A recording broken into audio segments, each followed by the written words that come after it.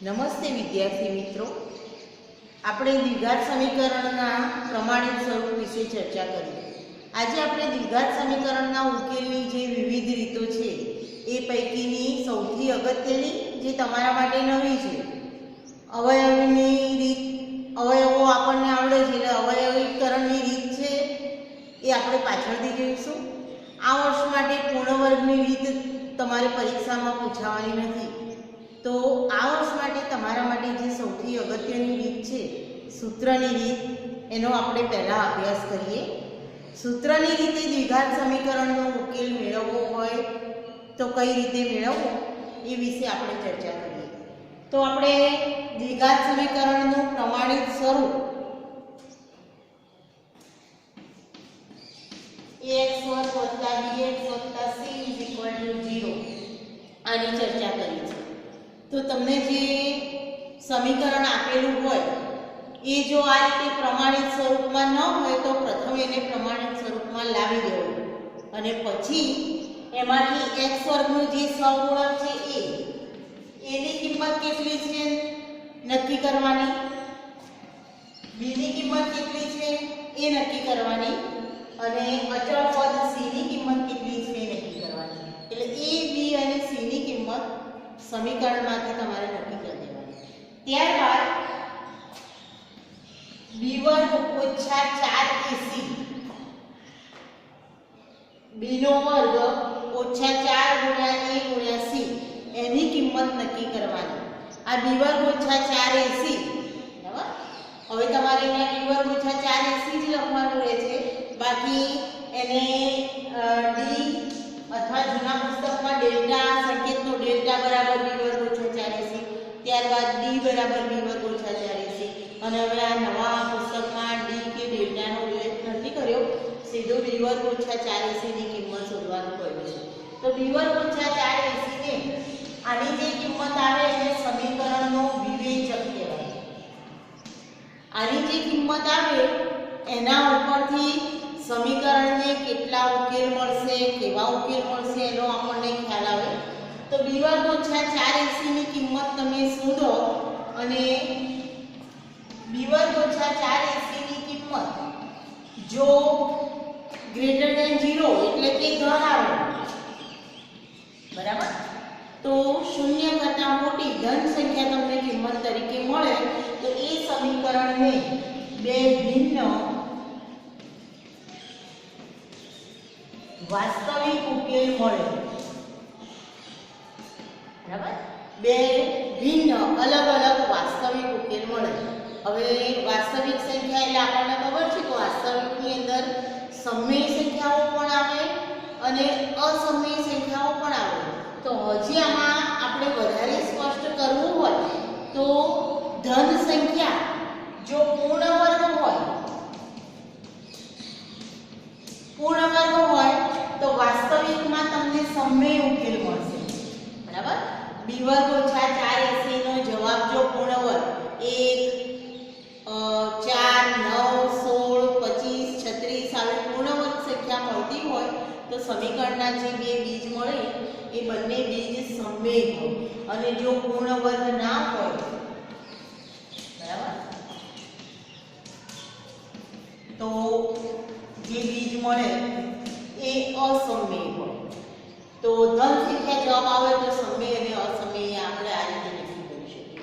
હવે બીજો નંબર 2 કે જો b² - 4ac ની કિંમત 0 આવે, તમે કિંમત શોધો b² - 4ac અને એની કિંમત જો 0 આવે તો એ સમીકરણને, બરાબર, બે સમાન વાસ્તવિક ઉકેલ મળે.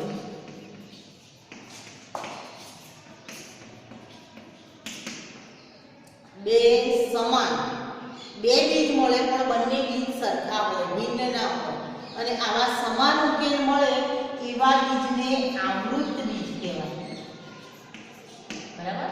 બંને બીજ સરખા હોય, બંને બીજનું મૂલ્ય સરખું હોય તો એને આવૃત બીજ મળે અને આવૃત બીજ ક્યારે મળે તો b² - 4ac ની કિંમત 0 હોય ત્યારે તમને બે આવૃત બીજ મળે. અને નંબર 3, બરાબર, એટલે આની કિંમત એ વિવેચક એટલે એની કિંમત ઉપરથી તમને ખ્યાલ આવી જાય કે સમીકરણને કેવા ઉકેલ મળશે. અને જો b વર્ગ ઓછા 4ac લેસ ધેન 0 એટલે કે ઋણ સંખ્યા હોય તો એવા સમીકરણને વાસ્તવિક ઉકેલ મળે નહીં.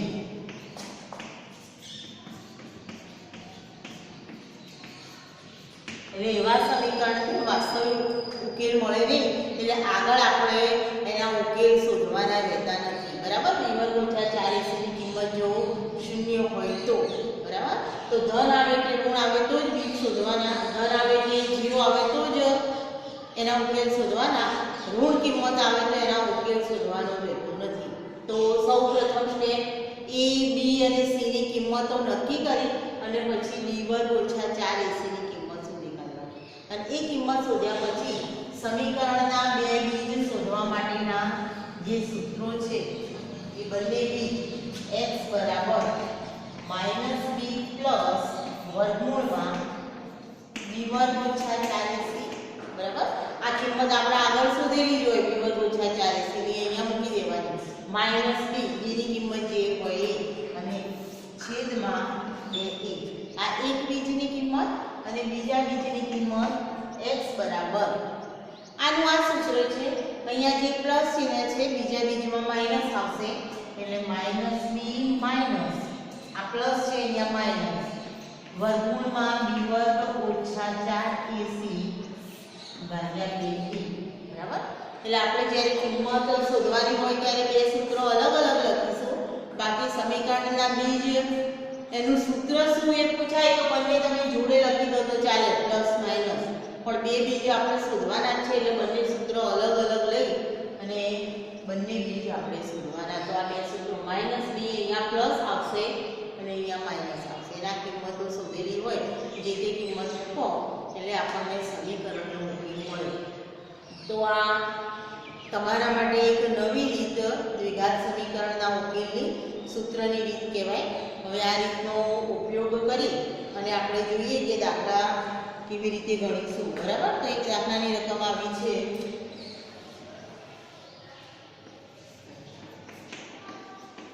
3x વર્ગ ઓછા 5x વત્તા 2 બરાબર 0.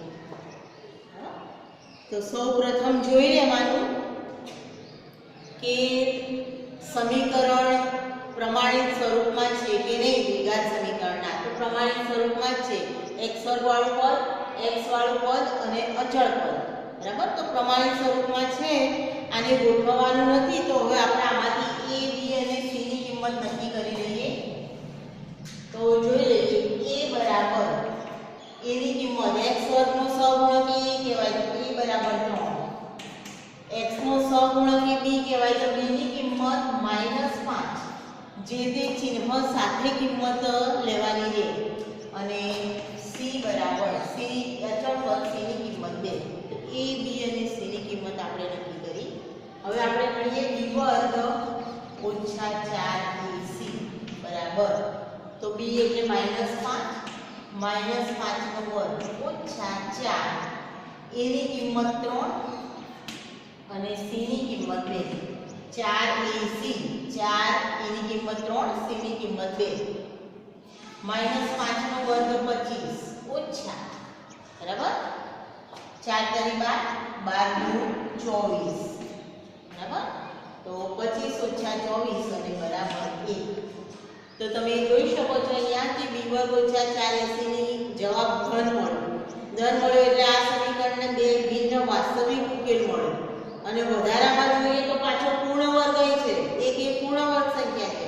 તો જે બીજ મળશે વાસ્તવિકમાં પણ સમય સંખ્યા તમને બીજ તરીકે મળશે. તો હવે બંને બીજ શોધવાના સૂત્રો x બરાબર -b પ્લસ b વર્ગ ઓછા 4ac છેદમાં 2a તો બરાબર માઈનસ b ની કિંમત -5 બરાબર. આ માઈનસ તો સૂત્રનું ચિહ્ન છે અને b ની કિંમત પાછી માઈનસ છે એટલે -5 પ્લસ વર્ગમૂળમાં b વર્ગ ઓછા 4ac ની કિંમત a છેદમાં 2 ગુણ્યા a ની કિંમત 3, બરાબર. તો માઈનસ માઈનસ પ્લસ થયા 5 વત્તા 1 નું વર્ગમૂળ 1 એટલે 5 વત્તા 1 એટલે 6, નીચે પણ 3 દૂર 6, તો 6 ભાગ્યા 6 એટલે જવાબ આવ્યો 1. અને એ જ રીતે બીજું બી x બરાબર માઈનસ b માઈનસ b વર્ગ ઓછા 4ac એટલે ભાગ્યા 2a, બરાબર. તો માઈનસ b ની કિંમત -5 માઈનસ વર્ગમૂળમાં 1 2 ગુણ્યા a ની કિંમત 3, આની કિંમત 1 અને a ની કિંમત 3, તો માઈનસ માઈનસ પ્લસ 5 ઓછા 1 ભાગ્યા 6, 5 ઓછા 1 એટલે 4, 4 છઠ્ઠાંશ અને બરાબર 2 તૃતીયાંશ, બરાબર. 2 સામાન્ય કાઢી લીધું. તો સમીકરણના બીજો જવાબ આવ્યો 1 અને 2 તૃતીયાંશ. આ સમીકરણને બે ભિન્ન ઉકેલ 1 અને 2 તૃતીયાંશ મળે. તો આ રીતે આપણે સૂત્રની રીતે દ્વિઘાત સમીકરણનો ઉકેલ મેળવી શકીએ. હજી એક આપણે બીજું ઉદાહરણ જોઈએ, બરાબર.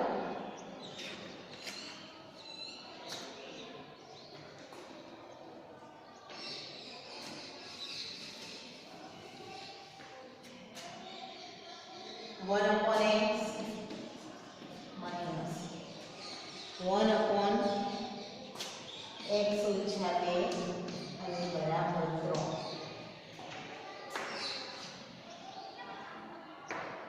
આવું એક સમીકરણ આપેલું છે. તો તમે જોઈ શકો છો કે આ સમીકરણ દ્વિઘાત સમીકરણના પ્રમાણિત સ્વરૂપમાં નથી. તો પહેલા તો એને સાદું રૂપ આપી અને આપણે પ્રમાણિત સ્વરૂપમાં લાવવું પડે.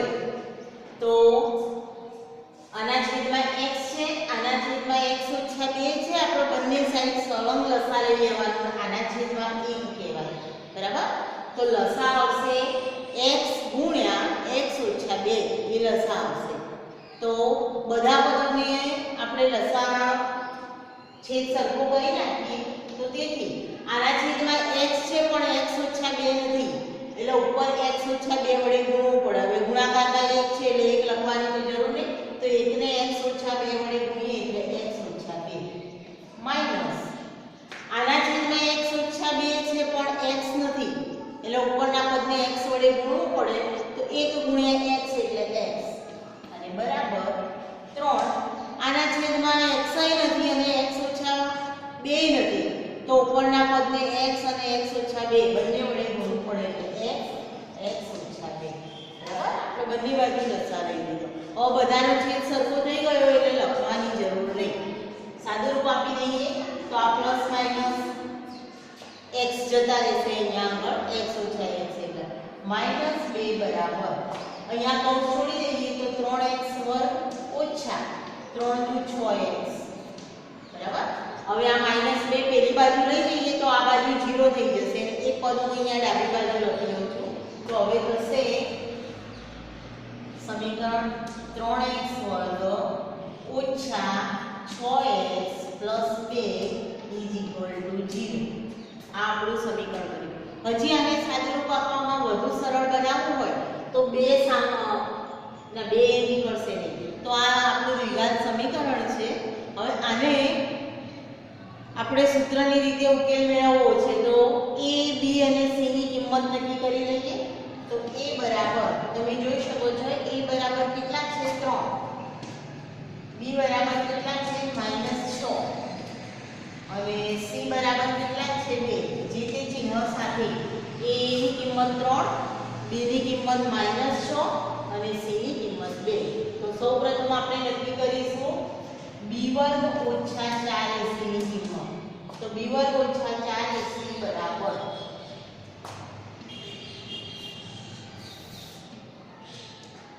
b ની કિંમત છે -6 નો વર્ગ ઓછા 4 ગુણ્યા a ની કિંમત છે 3 અને c ની કિંમત છે 2. તો બરાબર -6 નો વર્ગ 36 ઓછા 4 તારી 12 નું 24, બરાબર. 36 ઓછા 24 એટલે જવાબ આવ્યો 12. તો b વર્ગ ઓછા 4ac ની કિંમત આવી 12. ધન સંખ્યા છે એટલે બે ભિન્ન વાસ્તવિક ઉકેલ મળે અને પૂર્ણ વર્ગ નથી એટલે અસમમિત ઉકેલ આપણને મળશે. હવે આપણે કિંમતો મૂકી દઈએ સૂત્ર લખીને. તો x નું સૂત્ર લખેલું છે એની અંદર આપણે કિંમત મૂકી દઈએ માઈનસ b ની કિંમત અહીંયા. તો b ની કિંમત છે -6 પ્લસ વર્ગમૂળમાં 12 b વર્ગ ઓછા 40 ની કિંમત 12 અને 2 ગુણ્યા a ની કિંમત 3 છે. બરાબર. હવે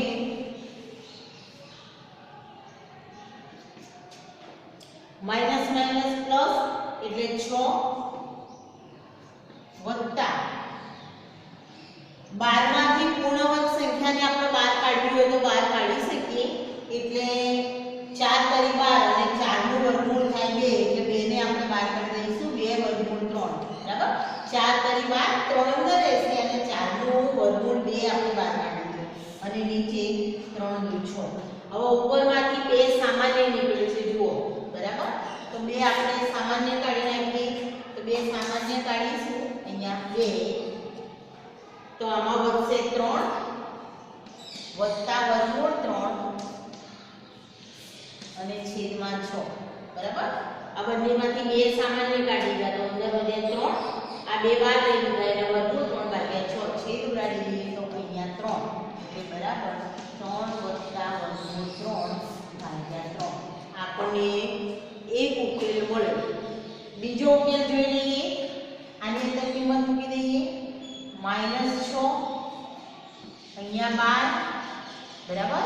બીજી કિંમત એની છે તો 6 ઓછા 4 તરી 12 એટલે 2 ને 12 લઈશું 2 વર્ગમૂળ 3 ભાગ્યા 6. જેમ આમાં 2 સામાન્ય કાઢે છે એમ આમાં પણ 2 સામાન્ય નીકળે છે તો 2 ને 12 કાઢી લઈએ આપણે. તો બરાબર 2 અંદર 6 માંથી 2 12 કાઢ્યા એટલે 3 ઓછા વર્ગમૂળ 3. બરાબર. 2 ને 12 લઈ લીધા આપણે અને છેદમાં 6. બરાબર. આનો ભાગ કરી લઈએ 3. તો 3 ઓછા વર્ગમૂળ 3 ભાગ્યા 3. તો સમીકરણના બે ભિન્ન ઉકેલો તમે જોઈ શકો છો. 3 વત્તા વર્ગમૂળ 3 ભાગ્યા 3. બરાબર. અને અહીંયા 3 ઓછા વર્ગમૂળ 3 ભાગ્યા 3. સમીકરણના બે ભિન્ન વાસ્તવિક ઉકેલ તમે જોઈ શકો છો કે અસમમિત સંખ્યા અંદર છે. અસમમિત ઉકેલ આપણને મળે છે. તો દ્વિઘાત સમીકરણના ઉકેલ માટેની આ ખૂબ જ અગત્યની એવી તમારા માટે આ વર્ષે એવી અગત્યની સૂત્રની રીત છે. હજી આ રીતના ઉપયોગ કરીને આપણે બીજા પણ કેટલાક દાખલાઓ ભણીશું આવતા ભાગની અંદર. જય હિન્દ.